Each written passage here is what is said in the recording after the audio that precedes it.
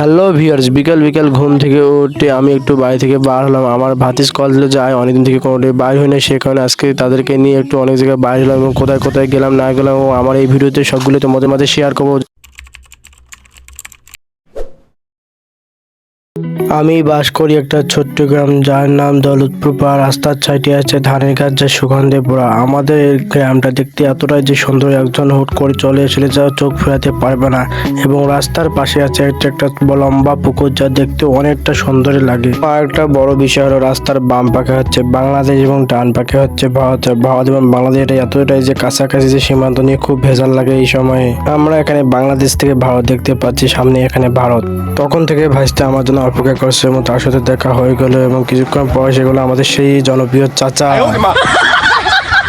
সারাদিন অনেক ঘোরাঘুরি করলাম, ঘোরাঘুরি শেষ করে একটা জায়গায় আড্ডা দিয়ে আজকে দিনটা এখানে শেষ। সবাইকে খোদা হাফেজ। এই গাইজ, আজকে ব্লগ ভিডিওটা তোমাদের কাছে কেমন লাগলো অবশ্যই আমাকে জানাবে। আজকে আমি ব্লগ ভিডিওতে নানানভাবে আমাদের গ্রামে নিয়ে কিছু কথা বলবো। যদি ভালো লাগে আমার চ্যানেলটি সাবস্ক্রাইব করে দিও, লাইক করুন, শেয়ার করে দিও বন্ধুদের মাঝে।